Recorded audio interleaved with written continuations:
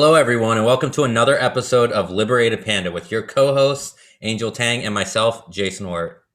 This week, Jason and I will be talking about all the COVID-19 mishaps from the Europe's AstraZeneca, America's Johnson & Johnson to China's Sinopharm vaccine. We'll also briefly talk about vaccine diplomacy. But first, we'll be talking about China's secret navy that it's been amassing in enormous numbers in the South China Sea. Angel, what can you tell us about Beijing's naval aspirations that China won't admit exist, but are now swarming parts of the South China Sea? Thank you, Jason. Well, we all know China has ambition to take over the disputed areas in the South China Sea. And now China is taking more proactive and aggressive steps than ever before. So what does that mean for the rest of us that, might live in the US or somewhere else and not in southern China or the South China Sea? Okay, so now we have satellite images showing Chinese vessels located in the disputed South China Sea. Can we pull up the picture and show everyone what it looks like? So if you guys can see the picture, the satellite picture, analysis shows that there are hundreds of boats and thousands of crew members of Beijing-controlled maritime militia dubbed China's Little Blue Men. So I heard a little bit about this. Didn't China's maritime militia make headlines last month when like a couple hundred fishing boats, 200 I think it was, crowded Filipino territory in the South China Sea? Yeah, exactly. So Western experts say China's maritime militia is a significant part of Beijing's effort to exert its territorial claims in the South China Sea and beyond. So their vessels are painted blue, and the crew and vessels are allegedly funded and controlled by the People's Liberation Army of China. So basically controlled by China or the CCP. So the scary part of this whole story is that the vessels can quickly bring Chinese presence so large to the disputed reef islands that they're almost impossible to challenge without confrontation. So it kind of sounds like, in some ways, the United States had the militias in the Revolutionary War, like the state-run militias, which now the offspring of it's really our National Guard that kind of comes in and helps out to a different degree. But how does this Chinese maritime militia work exactly? Well, despite the Chinese government's denial, there's almost no doubt among those in the US and the Western circles about these vessels. So the Pentagon calls them the People's Armed Forces Maritime Militia, or the PAFFM. Okay, so yeah, we know the US naval fleet is the largest in the world, or one of the largest in the world. But how does this help China kind of stack up to the US's naval fleet? So yeah, I actually want to talk about that later, because we were the biggest naval fleet. We were. We might not be anymore. We don't know, but we'll get to that later. So there are stark differences, though. Our Navy is built to exert our power across the globe. Most larger navies, Iran actually has a decent-sized Navy, and China are more littoral or coastal. So they really focus on coastal defense, or in China's case, exerting its power in its region, South China Sea specifically, other parts of Southeast Asia, all those really important trade routes. U.S. is really focused on exerting our power in those areas as well, but from halfway around the globe. So the navies, even if China's is twice our size, I mean, one of our aircraft carriers have more planes and more technology than both the Chinese aircraft carriers combined. No, you're absolutely right. So it doesn't just depend on size. It also depends on the technology, depends on, the type of warfare that it can carry. But I think for China's intents and purposes, what they're trying to do is basically dominate the South China Sea. So this is where things get even scarier for the world if China ever decides to use its Navy to attack. So if we can just pull up the red graph showing China's naval ship increases for our viewers, you can kind of see that the Office of the Naval Intelligence in America predicted the number of battle force ships in China's navies reach 360 by the end of 2020, making it the largest Navy size in the world. In contrast, the US plans to increase its fleet from 297 to 355 battleships in the near future. So what do you think about that, Jason? I mean, I know you think it's not like really that big of an issue. I know China's got their 2 carriers, and I believe they have 4 more on order. And I do think it's an issue. China's trying to exert its influence in the South China Sea continuously. In one of their aircraft carriers is very old, and was junked right before they got it. So I mean, neither of them are very new. So they're really moving into a new instance of kind of building their navy. And they built those islands in the South China Sea, the Spratlys, I believe they're called, right? Right. At least to the U.S. And that was kind of that was a way to increase their territory. But the first thing they did was put a naval airfield on it, so it makes perfect sense. They're trying to dominate that area, and by doing that, they don't need an aircraft carrier effectively there. So I think that their ambitions, I mean, they're very ambitious in that aspect. Yeah, no, totally agree. Yeah. I mean, I guess my fear would be, what are they going to do with Taiwan? Are they going to have the capabilities to, battle Taiwan when the time comes? And I think all of that's pretty scary. I don't know if we have like enough resources to do anything if there was like a sudden movement towards Taiwan. Well, what's interesting about that as well is that the Chinese military does have, the PLA does have hypersonic missiles, which are anti-ship, which is a major concern for the U.S. aircraft carriers in the region, because now it makes the defense of our carriers much harder. As you know, our aircraft carriers don't go at it alone. We go in carrier battle groups with multiple ships, subs, destroyers, anti-missile ships, and the like. Our technology we have that can handle those hypersonic missiles that move at like Mach 5 plus. I'm sure we have something, but we don't know about it. Could it be a weapon from space? Could it be something else? Or could we possibly, put a virus in it? I don't know. I can't imagine the United States doesn't have something, right? But that's me being American centric right there, thinking that, man, we got to have a way to defeat this, because we always do, right? Fact of the matter is, it's not always the case. But I know that that's a major concern for the U.S. Government right now.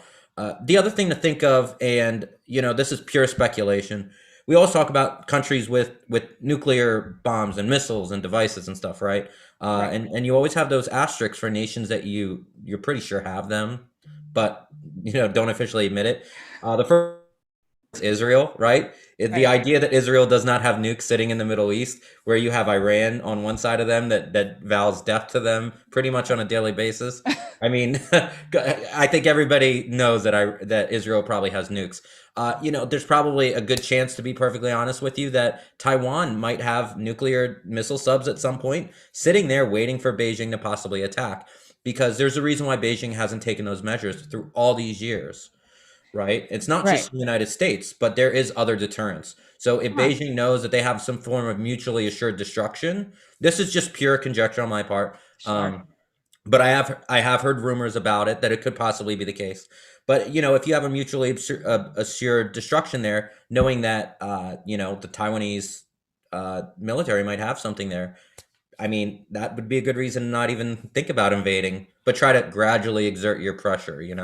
Right. Well, I'm like you. I'm very ethnocentric and maybe too egotistical about America. I think we have some secret military technology up our sleeve that we're obviously not going to talk about. So I think I still feel pretty good. I think this is kind of an alarmist news, right, to grab our attention, to keep us on our toes. But in the long run, I don't think hot war is going to happen.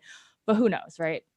I would agree with you on that. I don't think a hot war is going to happen. And you know what? If a hot war happens, we're going to see some sort of black swan event, right? Not even just coronavirus or COVID sort of event, but something much worse, right? Something that could really precipitate like a mass casualty sort of event, not even a World War III, like a World War III, right? Because how is China going to defeat the United States? They're gonna could they possibly have some super weapon we don't know about and use it? Yeah, I mean, that could be the black swan. Could they have, could COVID be a test run for something, right? That could be worse. That could be a black swan, right? Imagine a virus that kills everybody right off the bat, or something like that. That could be very dangerous, because then we're weakened and then they can come in and take over. So anything that weakens our military, but also weakens our domestic population as well. Don't forget our, 400 million firearms in this nation. So yeah, I mean, it was a concern for Japan in World War II, and it's a concern for everyone else. Yeah, no, talking about vaccines, have you heard that China and Russia is trying to blame America for COVID-19, saying that it came out of American labs and that it was transported to China to put the blame on them? I've heard a lot of theories out there. The legitimacy of them, I don't know. We have multiple bioweapons labs. We have one on Plum Island off Long Island. That's an animal lab. We have one I believe in Kansas, among others. Dugway Proving Ground is one, I think, is that in Maryland. But we have multiple bioweapons labs. One of the rumors was it came from the University of North Carolina, the lab there, and was transported to Wuhan. That was a rumor. I mean, look, It's insane. We don't know. We don't look. We don't know what we don't know, and we don't none of it. So it could be the case. Right. I mean, it could be natural. Yeah, plenty of people out there that say that it looks like it was formed by humans. Is it necessarily a bioweapon per se, or it was released as a bioweapon? Not really. Maybe, probably not. But China's response made it a bioweapon. Right, because they didn't contain it and they lied about it. Sure. I mean, I obviously don't believe the conspiracy theories about it coming out of America. Again, maybe because we're biased and we're American. I just think they're trying to deflect. It could have been something that was. These labs share stuff all the time, so it's perfectly. I mean, if you believe that it was formed in the lab, it's reasonable that the United States gave the Chinese government something, and then they kind of morphed it around and changed it, a few generations later, and then, it accidentally got released. I don't think for 1 second it was intentionally released. I do not.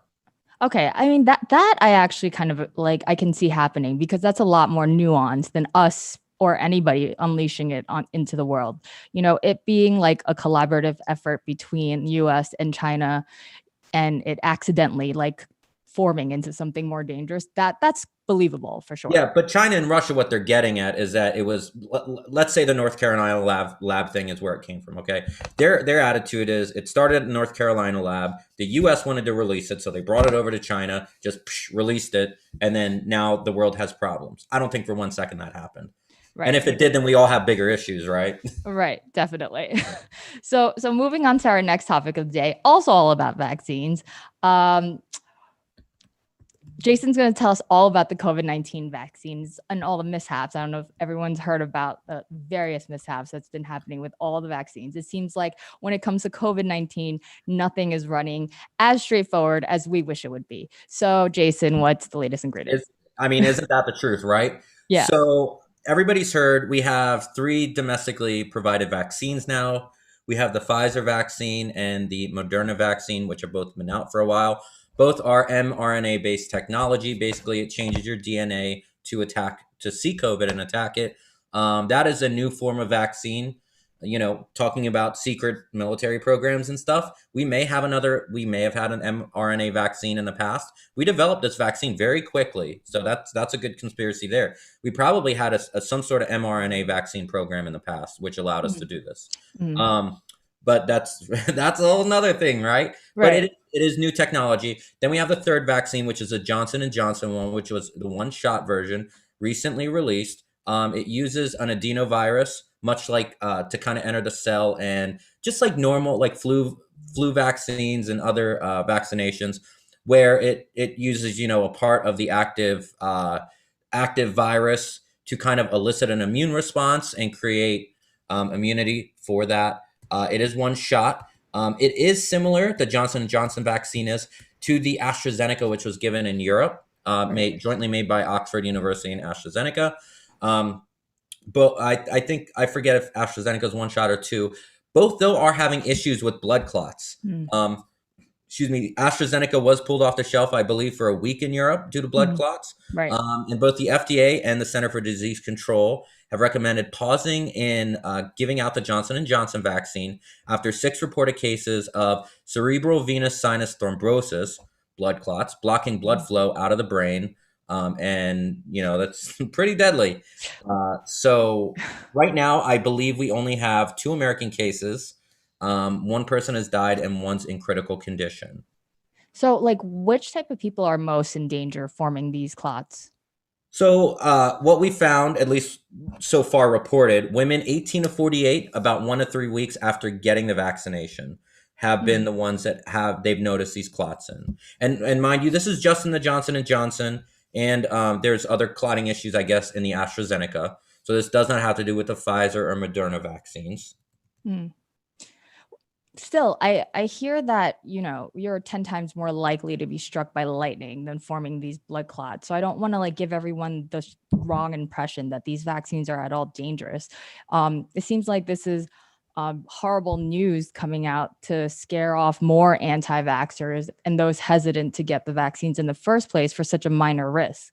So it kind of gives me pause, and it kind of freaks me out a little bit too that there's such huge news coverage over these blood clots when it's really, you could get blood clots from getting COVID-19, right? That's a side effect of a COVID-19. So I'm just get the vaccine. Yeah, I mean, let's get this out of the way first. This is Angel and I's opinions about these topics. Right. We're in no way giving medical, legal, financial advice, even though we might be in those fields. This is not advice. This is our conjecture. This is our conversation. We're just kind of throwing stuff out there, just talking about the issues. But yeah, Right. I mean, Right. Jason's in medical, just FYI, Yeah. and Angel's in legal, but we're no way giving out medical or legal advice, just our own opinion right here. Yep. All right. So go ahead, Jason. So, a lot of things cause blood clots, right? COVID is, they do look at it now as being kind of a red blood cell disease at a certain point. After it goes into the body. But I mean, birth control typically causes blood clots in 1 to 100,000, 1 out of every 100,000 women who take it. And how many tens of millions of women are on birth control and will stay on birth control regardless of the blood clots, I guess. Right. But now the severity of the clots and everything are different. Okay, let's not equate the two together, but they do pose some similar risk. I believe personally, in my opinion, that everything is a risk benefit. So you've seen some cases, and I'm in no way anti-vaccine. I fully promote vaccines all the time, but we do have a risk assessment. Like, for example, getting something, sometimes, for example, if smallpox was still a thing out there, right, we would all be getting vaccinated for smallpox. Right. There would be a risk benefit, but smallpox isn't there, so nobody gets vaccinated anymore. I was born in the early 80s. We didn't get vaccinated for smallpox, because it's just not out there. There's one in a lab in Moscow, one in Atlanta at the CDC lab. That's it. Right. So in this case, there's really a risk benefit here. And I know that there has been some cases in individuals who have gotten COVID that do get some sort of hyper response to a second dose of the vaccine, which is why you've heard of people now. They want to make sure you have a positive a negative COVID test if you're going to get a dose of the vaccine. And I'm assuming that's why, if you might be at risk for some whatever reason, like a family member's had it, because they do want to make sure. And from what my understanding is that you're not at risk for that, some sort of hyper response after receiving one of the doses of the vaccine. So it definitely is a risk benefit, right? Right. I heard after the second dose that you kind of feel like you have you kind of feel like how you would feel like if you had COVID. Based on my experience with COVID, it sounds very similar. You get fevers, you get the chills, you get body aches. So I've had several anecdotal, from friends, anecdotal experiences where they just did not react well to the vaccine. I mean, for everybody that is in the hospital and, has, rest all the souls who have passed away from COVID. There's a lot of people who I had allergies this week, and my allergies have lasted longer and have been worse than COVID. So that gives you an idea. Maybe I'm lucky. In our age group, though, it's not as prevalent, negative aspects of it. Right. So once again, it's a risk. If we both had COVID, the question is, even getting into foreign countries like European countries, they're asking for full vaccination, both doses, or they would like to see that you've had COVID in the past. So they're kind of equating the two, which is common science, right? That if you've had it, your body already has the antibodies to it, Right. to a certain degree. Now, will those antibodies eventually fade? Of course they will. Right. That's a question for another day that we're not quite at yet. So I kind of want to touch upon this concept of vaccine diplomacy, right? So China, believe, is the one of the first countries that started doing it, and they've been sending out their vaccines, I think, more than they've been vaccinating their own people. If they've even started their own vaccine rollout program, I haven't looked into it. I'm thinking no, but they've started sending out a lot of their vaccines out, and as of last week or this week, a Chinese official surprisingly came out and admitted that the Chinese COVID-19 vaccine wasn't very effective, and that many other countries are desperately asking for either the American vaccines or the EU vaccines. So I find that very interesting, because that is a very like it almost never happens, right? Like this faux pas by a Chinese diplomat. So and he was quickly censored. I mean, after I think like 2 hours later, that message on that was censored. So any thoughts? Censored in the U.S. too, but yeah, I'm sure it's worse over there. So China has about, I think it's 5 different vaccines right now. They all range in efficacy from about 50% to 75%. So you basically have a 50-50. The Chinese official, basically the head of their CDC, Gao Fu, was quoted as saying that there was, I'm sorry, I don't have the correct quote. I guess he was at a conference for the National Vaccines and Health Conference in Chengdu, and admitted that the various Chinese vaccines aren't really up to snuff with the Western ones. I know he was working on one specific one, I think one of the first ones out, that was only about 50.5% effective. And you look at the American ones, right? The 3 main American ones: Pfizer, Moderna, Johnson & Johnson. The European-based one, which is the Oxford, AstraZeneca. For all their faults, they're all very effective. I believe Johnson & Johnson and AstraZeneca are both about 75 plus, maybe. Right. And the first 2, the mRNA ones, are like 95. I mean, 99, right? 99, they're very effective. Right. I mean, 95, 99, they're both really high. Who really knows?